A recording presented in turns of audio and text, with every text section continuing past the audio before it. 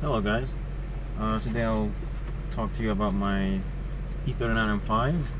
I've had this car for almost a year now, and I thought I would share with you a lot of misconception about this car, BMW in general. Some of them are true, but anyways. So I've had this car for almost a year. I've had to repair a few things, including the tie rod, the link, and the outer tie rods. And I changed the thrust arms and used Power Flex Black Series to remedy this shimmy or bushing, whatever this nonsense. Anyways. I think that's all I've had to do with the car so far. I replaced the fan clutch and the fan as well, but that was more of a preventive maintenance, because actually the fan clutch wasn't working well, so it had to be gone. But the car wasn't overheating at all. One thing I know about the car, that's the thermostat, I think it's stuck open, because in winter it never reaches the middle, so it stays on the cool side. Anyways, this car is fantastic. It's fabulous. It's amazing. Why you should buy one? Because for a used car, you can't beat this car. The value is just a lot of car for the money. You get really nice interior, and the material is beautifully put together. The leather is really high quality compared to even the newer BMWs. I've had an 07 E60 and it was just horrible. The leather was hard, it's not as soft, and it doesn't last that long. And you get a ride that only an M car can deliver. You know, you can talk about Chevy, you can talk about Mustang all day, all you want. They don't compare. And I say that because I've driven a Mustang, the GT, not the 350, just a normal GT. And it doesn't have the same wow factor. You know, it doesn't wow you like this car does. It's very strange, even though it's got more power. But something about the M, the design, the differential, you know, the gear ratios, all that play a role into making this car surprisingly fast. So if you can fix cars, or let's say if you can do reasonably easy maintenance, like changing control arms or changing the oil, a few gaskets here and there, thermostat, you know, I don't consider these to be difficult. There's lots of videos on YouTube and resources online. M5board.com is a beautiful website with very helpful people. So you should consider this car. I bought this car for $13,000, which I think it was on the high side because I got it from a dealership. But right now it's got 168,000 miles. It doesn't scare me, not a bit. I need to put some gas. And I know there is lots of, not rumors, but things that break down on this car, including the rod bearings, which I have on my list to do next. But still, this engine is very resilient, very strong, durable. My E60 not broke down, but had more leaks and more issues when it had 80,000 miles. It was just ridiculous. So, few annoying things in this car is the interior noise. So you get creaks and squeaks and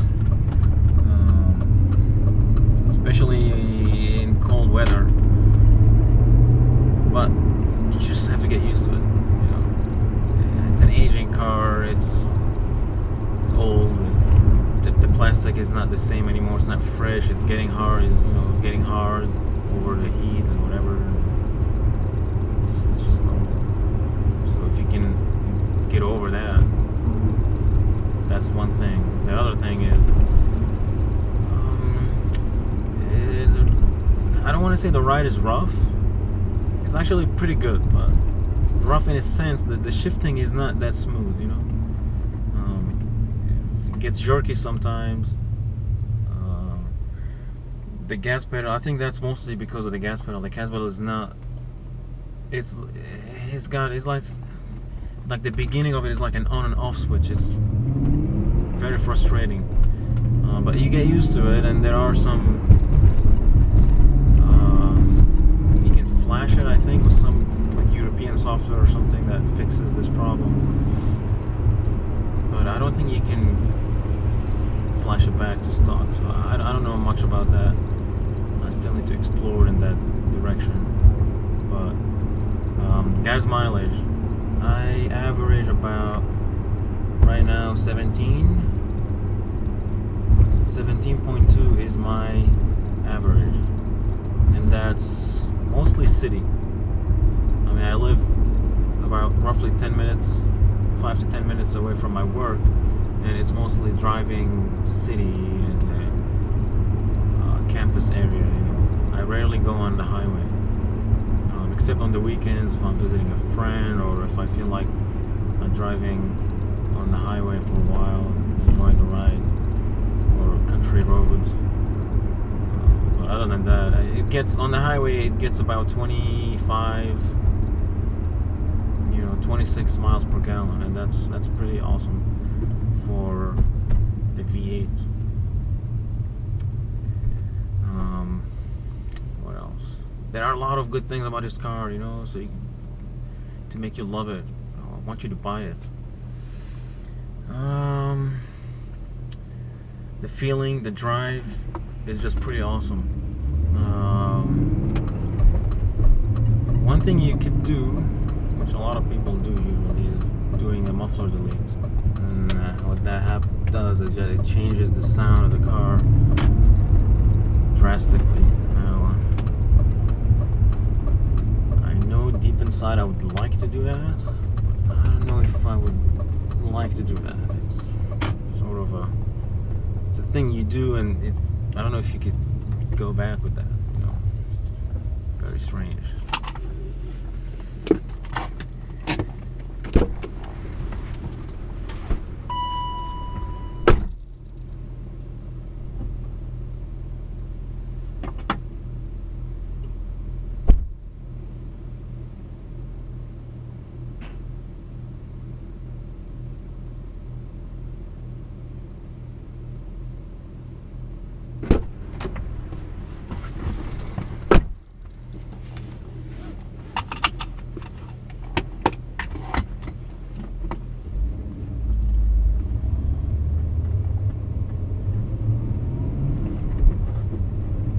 Another annoyance in this car.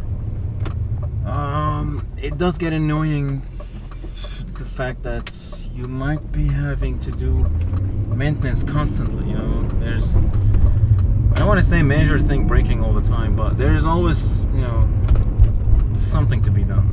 The plastic, something broken, or power steering line leaking. These are just things you probably get used to. But I know some people cannot get used to this stuff, and it gets annoying. But then at the end of the day, for the same money, what can you drive? So if you think about it, if you find a clean M5 with lower mileage, they go around 15 to 20 grand. What's the alternative for that money? Camaro? Not a brand new one, of course. An E60 M5 probably, but that one is a lot less reliable than this car, so I would stay away from that if reliability is a big problem for you. M3 probably, but I don't think it's as practical practical as this one.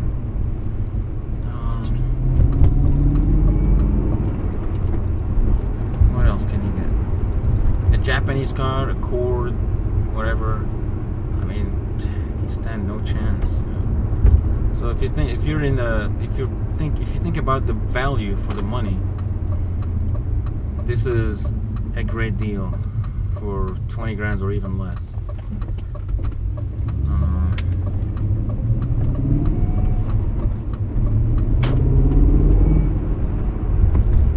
It's just beautiful. The weather is really nice today.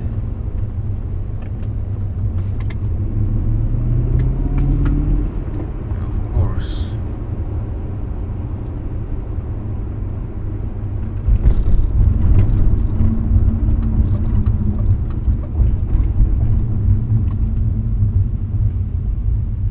so everything about this car is stock suspension, stock everything, stock exhaust, so that's why there's not a whole lot of noise, but you do hear the engine. Wide open throttle sounds really good, and it pulls very hard, especially in the cooler days. I would say in hot weather was really, you can feel sort of a loss of power. But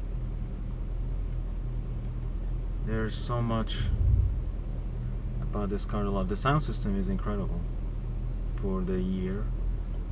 This got the DSP with the M audio system, so you get the 2 subwoofers in the back, and it sounds good. So another annoying problem is when you crank up the bass or the bass, you hear rattling in the back. So you can remedy that. You have to remove the rear deck, put some insulation there, and everything will be just fine. But it's a lot of work. You can hear the creaks over the bumps. I don't know if you can hear it.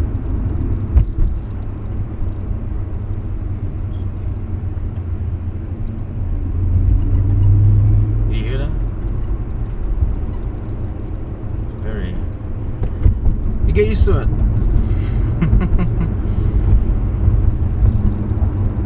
You get used to it. Another annoying thing, by the way, I find that annoying. Everything covered with leather in this car. It's got the extended leather package, which cost a lot of money back then, I guess. But it's annoying in a sense when you're trying to recondition, put conditioner on the leather and all this kind of stuff. There's so much surface that you're dealing with. There's the dash, the door cards, the door panels, the seats, the back of the seats, the B-pillars, like everything is covered in leather. And the headliner is Alcantara. I mean, that you cannot use the leather conditioner on, but I mean, it takes me a whole day just to do the leather in this car. It's such a pain in the butt. But it's beautiful to look at.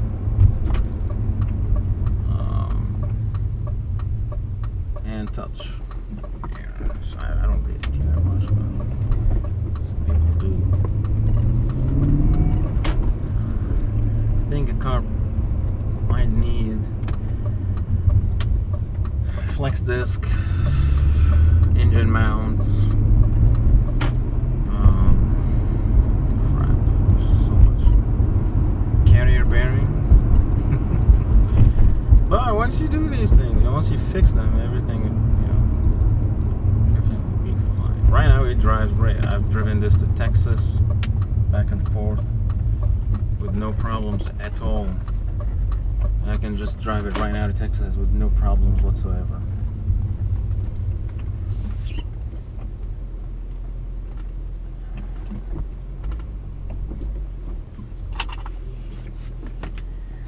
It's gas.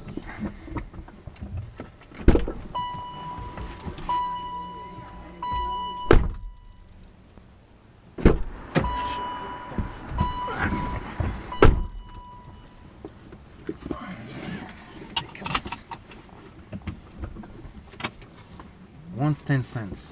Who the hell wants 10 cents? What is he gonna do with 10 cents?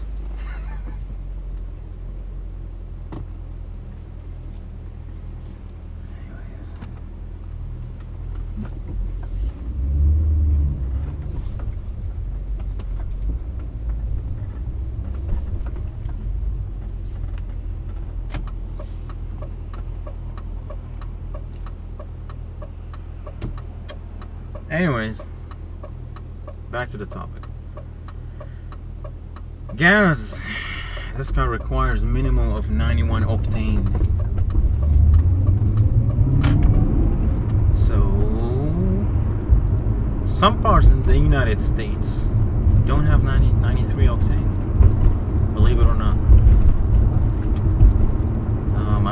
On the way to Texas, you go through Oklahoma, and they don't have 93. Not everywhere. So, but it'll work. It'll work. Just put the highest octane you can find, and everything will be fine. And so yeah, things that commonly break down. Window regulators. I had to replace the passenger side, and the driver's side sort of making noises. I think it's about to go out, so I'll replace that after winter, hopefully. The rims, they're easy to bend. They're not that strong. They're sort of on the soft side. So if you get a flat while you're driving, you might bend the tire or something, bend the rim or something.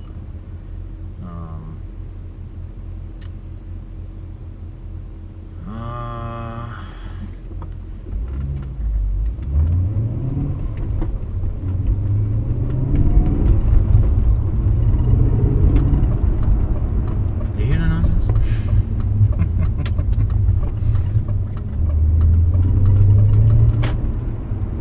But of course you have V8 sound to make up for, which is pretty awesome. You do muffler delete and then you will be a very happy man. I don't know if I'm going to do that. I like it the way it is. I mean, more sound, I understand, sounds nice, but it's more of a gonna be, sort of a shouty, head turner, look at me sort of deal. And I like the sleeper concept, being a sleeper. Like, everybody looks at it and I think it's a normal flight. Did you hear the noise? Anyways, so you should save yourself some money and buy one of these, and forget about a Honda, forget about a Toyota and all this rubbish. This is it, man. This is it. E90 or E92 M3, it's nice, but that V8, you have to remember it's a high revving V8, so if you buy a used one that didn't get the rod bearings replaced, then most likely you'll have to replace them at some point. And it's the same problem with the E60 M5, the M6, the V10. It's a high revving engine as well. Nothing wrong with that, but it's just more stuff to replace and care for. There is another sort of big topic about this car is the oil. So a lot of people use the, BMW recommends 1060, Castrol, TWS, whatever. And then it stopped. Now the sticker on my car recommends 5W30, I think. Yeah, 5W30, I think.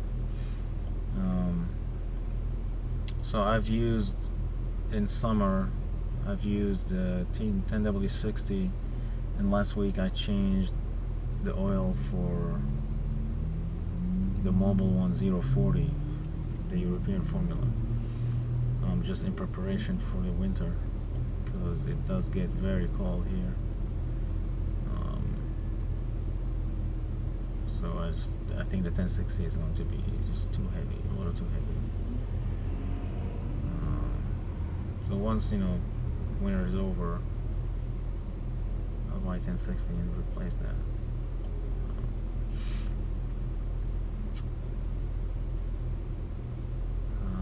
Oil change is very simple, very simple on this car. I think the E60 V8. The oil filter is like underneath, and you have to open a window, like some sort of a opening to drop it down. So like this is a lot harder than this one. This one, it just sits on the side of the engine bay, and it's just a typical BMW filter ordeal. So it's like a 540. So it's very simple. You can do it yourself very easily and save money, because the dealer in charges maybe somewhere around 150, 160. Other things to maintain.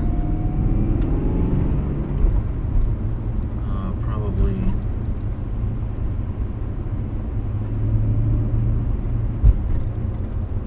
or to keep an eye on overheating. You should always look at the temperature. I think this car runs at a lower pressure than the normal E39, so it didn't have a whole lot of cooling problems. However, the radiator on this car is the original one, believe it or not. I was very shocked because I've owned E39s before and none of them had the original radiator on them. So I was very surprised when I saw that. So anyways, if you have questions, comments, things about this car you would like to know, from an owner's perspective, I'm not giving you stats here and 0 to 60 numbers and all this. I don't care about that.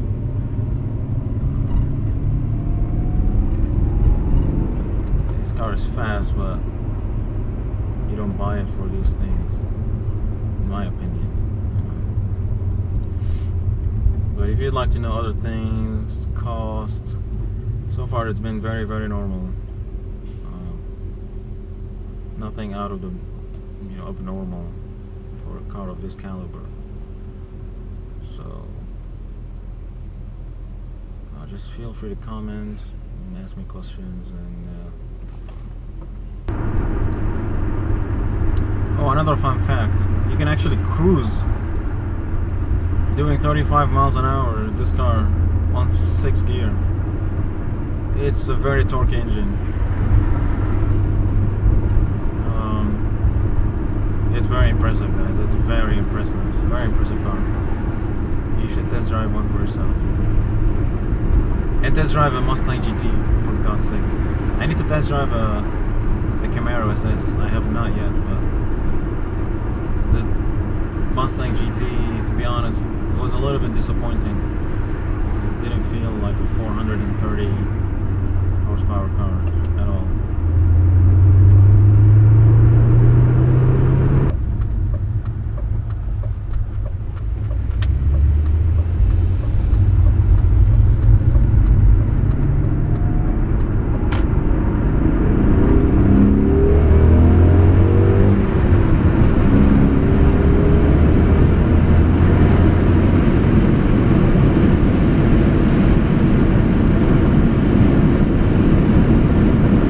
Doing illegal speeds.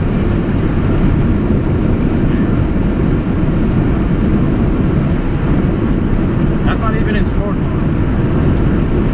It's very fast.